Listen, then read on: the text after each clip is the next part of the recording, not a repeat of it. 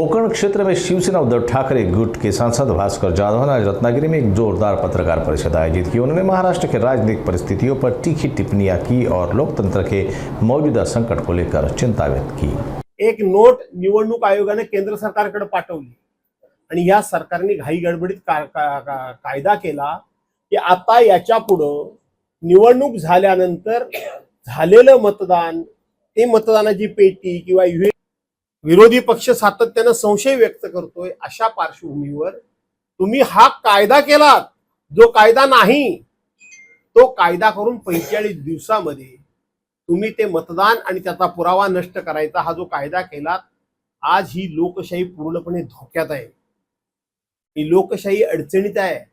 राहुल गांधी म्हणतात म्हणून त्यांची टिंगलटवाळी केली जाते, पण ते म्हणतायत याची दखल या देशामध्ये घेण्याची गरज आहे। असं आहे प्रणवजी की उद्धव साहेब जे सातत्याने सांगतायत की 2 गुजराती नेते आणि त्यांच्या जोडीला आता 3रा गुजराती नेता अदानी, म्हणजे देशाचे राज्यकर्ते 2 गुजराती नेते आणि 3रा अदानी, यांनी महाराष्ट्राचं आणि मुंबईचं संपूर्ण महत्त्व या ठिकाणी कमी करणं, ती खिळखिळी करणं आणि मुंबईला पूर्णपणे या ठिकाणी कंगाल करणं हे यांचं स्वप्नच आहे। त्याचाच हा परिणाम आहे। प्रत्येक गोष्ट महाराष्ट्रातली गुजरातमध्ये जाते कशी? गुजरातची प्रगती व्हायला आमचा विरोध नाही, पण महाराष्ट्राची प्रगती थांबवून महाराष्ट्रामध्ये डेव्हलप झालेले बिझनेस हे महाराष्ट्रातच ठेवण्याच्या ऐवजी ते गुजरातमध्ये नेऊन गुजरातची प्रगती करणं, पर्यायाने महाराष्ट्र खिळखिळा करणं, महाराष्ट्र दुबळा करणं, हा जो काही एक दुष्ट हेतू आहे आणि तो दुष्ट हेतू साध्य व्हावा म्हणूनच उद्धव बाळासाहेब ठाकरे यांचं सरकार पाडण्यात आलं। लोकांना असं वाटतंय की उद्धव बाळासाहेब ठाकरेंचं सरकार पाडण्यात आलं, ते उद्धव साहेबांचे आमदार फुटले म्हणून ते पाडण्यात आलं, ते फोडले गेले। अजितदादा पवारांचा 70,000 कोटीचा भ्रष्टाचार गेला कुठं? सुनील तटकरेंची दिवाळी त्या ठिकाणी जेलमध्ये होणार होती, ती गेली कुठं? प्रफुल्ल भाई इक्बाल मिर्चीचे साथीदार होते, ते झालं काय? पुढं झालं काय? प्रताप सरनाईकांच्यावर एवढे आरोप झाले, ते झालं काय? रवींद्र वायकरांच्यावर आरोप झाले, त्याचं झालं काय? नवाब मलिकांच्यावर एवढे आरोप झाले, त्याचं झालं काय? भुजबळ साहेबांच्यावर एवढे आरोप झाले, त्याचं झालं काय? भावना गवळीवर एवढे आरोप झाले, त्याचं काय झालं? त्या ठिकाणी अर्जुन खोतकरांच्यावर आरोप झाले, त्याचं काय झालं? काय झालं काय? अशी 100 उदाहरणं मी देईन। आता सुधाकर बडगुजरांना ह्यांनी घेतलंय आणि म्हणून जे काय चाललंय ते अतिशय अतिशय अतिशय ह्या देशाच्या एकतेला, अखंडतेला आणि पूर्णपणे स्वातंत्र्याला धोका देण्याचंच काम चाललंय। या देशातल्या जनतेने सावध राहण्याची गरज आहे। उद्धव साहेब जे तळमळीनं, तडफेनं सगळी संकट अंगावर घेऊन जे बोलतायत ते उगाच बोलत नाहीयेत, त्याचा शब्दशः अर्थ समजून घेतला पाहिजे। चांगली गोष्ट आहे, त्यांनी माझ्याबद्दल जर उदय सामंतांनी सद्भावना व्यक्त केली असेल तर आनंदच आहे। अशाच पद्धतीने आपल्या रत्नागिरी जिल्ह्यामध्ये आपण वेगवेगळ्या विचारामध्ये, वेगवेगळ्या पक्षामध्ये जरी काम करत असलो तरी निश्चितपणे एकमेकाला आपल्या जिल्ह्याच्या विकासाला फायदा होत असेल तर एकमेकाबद्दल सहानुभूती ठेवली पाहिजे। त्यांना ही वेगवेगळी मंत्रिपदं मिळाली, मी कधीही त्यांचा द्वेष केला नाही, तो त्यांच्या नशिबाचा भाग आहे। ती कशी त्यांनी मिळवली हे त्यांचं कौशल्य असेल, पण मी त्यांचा द्वेष केला नाही। त्यामुळे त्यांनी जर माझ्याबद्दल चांगले विचार त्यांनी व्यक्त केले, मी बघितलं, मी ऐकलं। फक्त ते म्हणाले की भास्कर जाधव म्हणाले की मी पोलिसांच्या गाडीतून पैसे भास्कर जाधवांच्या मतदारसंघात वाटले, मी त्यांच्यावर हा आरोप केलेला नाही, मी त्यांच्याबद्दल असं काही बोललेलो नाही। मी आत्ताही सांगतो की पोलिसांच्या गाडीतून पैसे आणून माझ्या मतदारसंघामध्ये वाटले गेले, ह्या आरोपाशी मी ठाम आहे, पण त्याच्यामध्ये मी उदय सामंतांनी पैसे वाटले असं कुठेही बोललेलो नाही। हा रामदास कदम हे हवेमध्ये गोळीबार करणारा माणूस आहे, त्याला काही कुठला पुरावा द्यायची गरज वाटत नाही, बस बेछूट आरोप करायचे। भास्कर जाधव हा अघोरी कृत्य सोडा, साधा नारळ कोंबडा सुद्धा कोणाच्या नावाने देत नाही। मी तर पितृपक्षामध्ये लोक शुभ काम करत नाही, मी तर म्हणतो हमखास पितृपक्षामध्ये माणसाने शुभ काम करावं असा मी सल्ला देत असतो सर्व माझ्या सहकाऱ्यांना। का तर त्या पितृपक्षामध्ये आपले पितृ जे आहेत, म्हणजे आपले पूर्वज आहेत, ते खाली जमिनीवर आलेले असतात।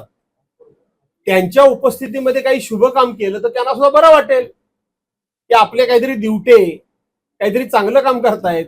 त्यामुळे रामदास कदम हे बेछूट आरोप करणारा माणूस आहे. त्यांना काहीतरी उत्तरला उत्तर द्यावं लागतं.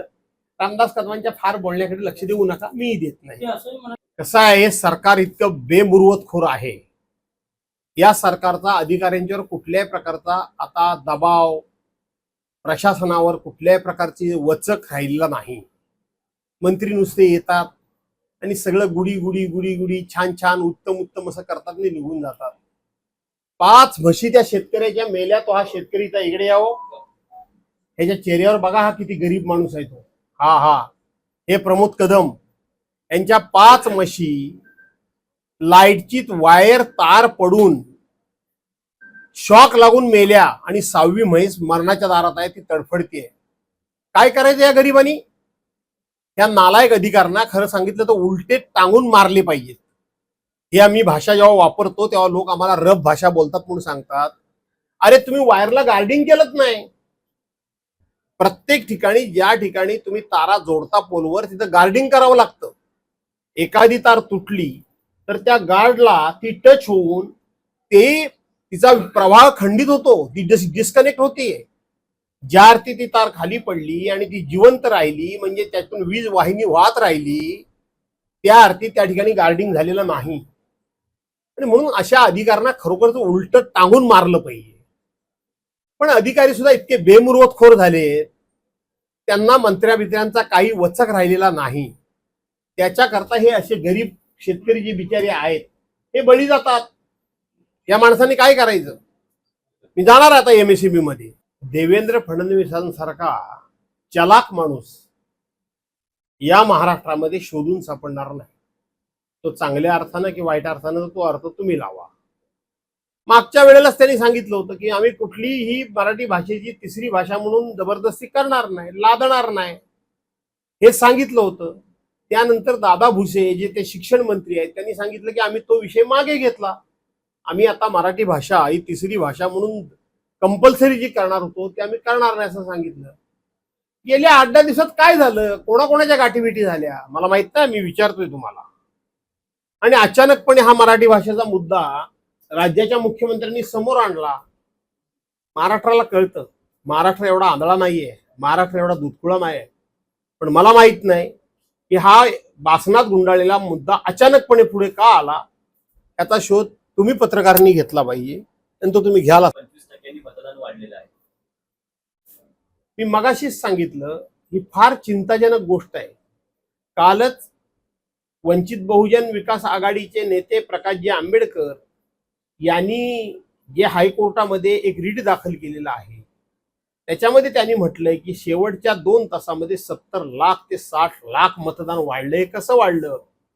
आणि त्याच्यावर हिअरिंग झालं आणि त्याचा निकाल 25 तारखेला लागणार आहे. राहुल गांधींनी हे सगळे पुराव्यानिशी या सगळ्या गोष्टी मांडल्या आणि त्यांनी निवडणूक आयोगाकडे मागणी केली की 5 ते 7 या शेवटच्या 2 तासामध्ये जे मतदान झालं महाराष्ट्र विधानसभेच्या निवडणुकीमध्ये त्या मतदानाची आकडेवारी द्या, त्याचं CCTV फुटेज द्या, त्याची सगळी माहिती द्या. तुम्हाला माहित आहे का, या सरकारला जे वाटेल ते सरकारने काम करावं. सरकारच्या सत्सक बुद्धीला जे पटेल त्या पद्धतीनं आणि जनमानसाचा कानोसा घेऊन सरकारनं त्यातला निर्णय घ्यावा. परंतु 3 प्रकारच्या 3 समाजाच्या लोकांना एकमेकाच्या विरोधात भिडवण्याचा हा डाव आहे.